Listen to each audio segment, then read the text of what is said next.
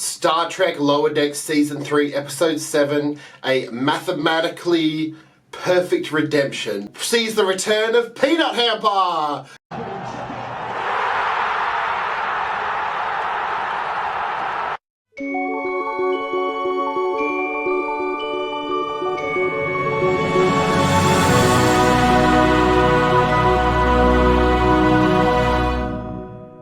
So last week, I said that I found, well, actually a few weeks ago, I said that I thought we needed like a side story, like in Solar Opposites, they have the Wall People. Solar Opposites, also by Mike McMahon.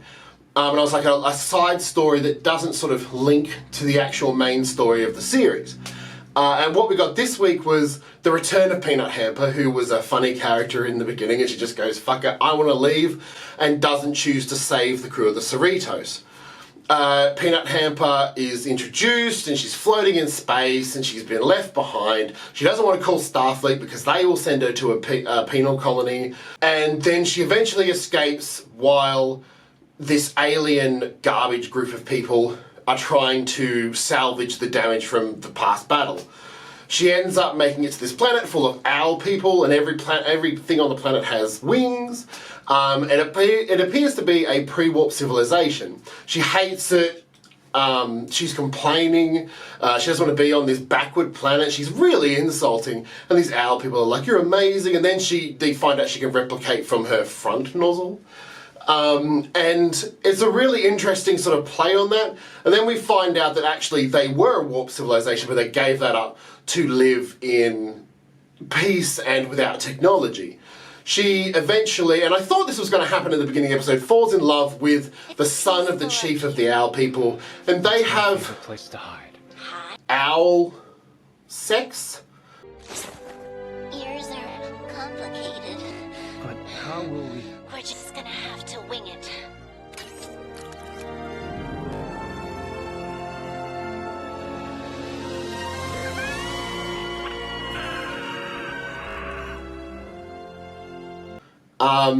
And it's really interesting because they talk about, oh, your anatomy is quite different. And it's a scene where I'm going, okay, they're going here. And then 2 minutes after that, they have sex again, once he tells her about all of the ships they've got underneath the village. And then we're led to believe that she's sort of accepted everything and this is where she wants to be. She's in love with the chief's son and she's sweet and she's playful and she helps them birth all of their owl chicks. And then at the end of the episode, the salvage people come back and want to take all of the ships from underneath the village. And they don't succeed, and Peanut Butter Hamper acts like she's saving the day. She goes on the ship, she blows them all up, The Cerritos is given the message that they need help. She finally calls them, and what we get is they come back and they go, oh, Peanut Hamper's actually helping these people. That's amazing. And then we find out that Peanut Hamper hasn't changed her ways at all and actually called those garbage people there in the first place so she could look good, so she could go back to Starfleet. She didn't want to be on this backward owl planet. And it turns out she betrayed them all, and it's really, really fun. It's a fun episode that doesn't really have the Lower Decks crew. It has a character from last season, of which was just a bit wacky, and Peanut Butter Hamper is like just funny in general.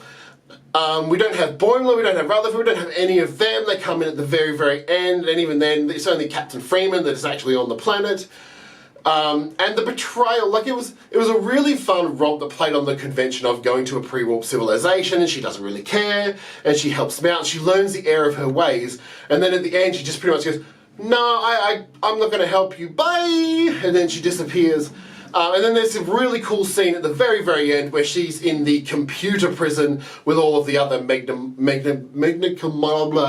bad computers.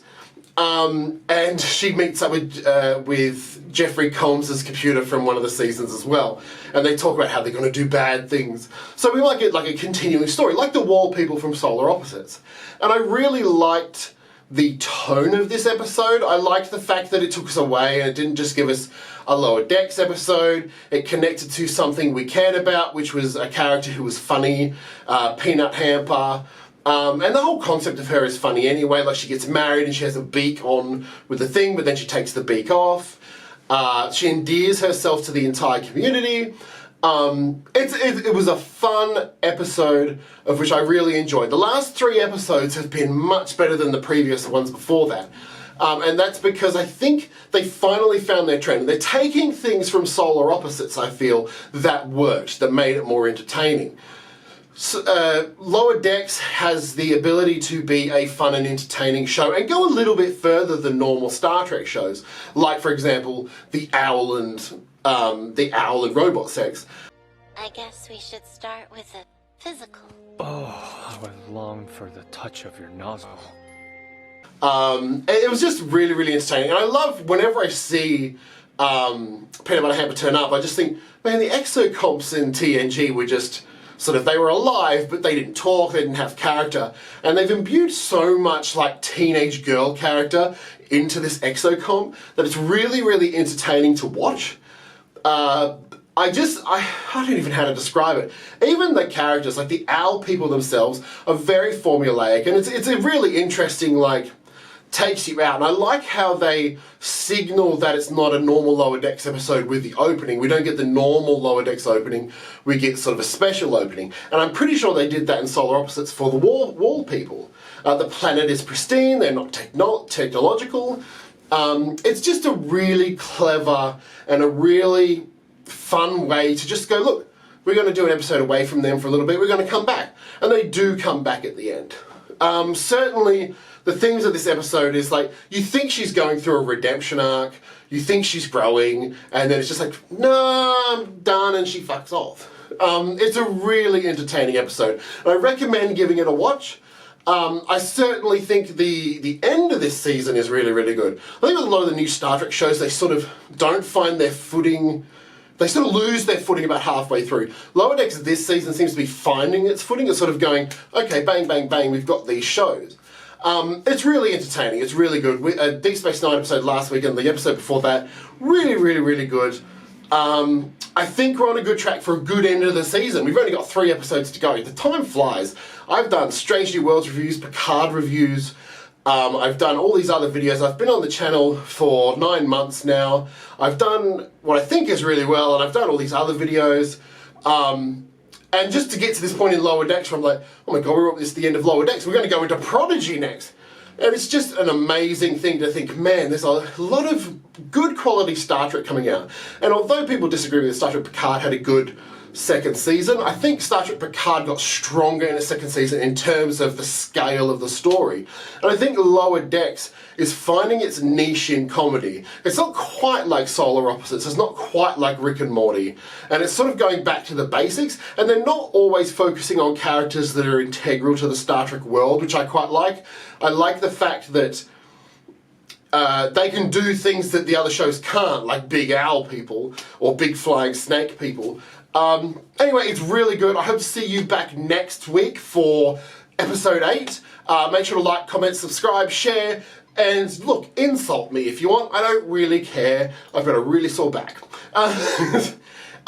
Thank you, and come back again.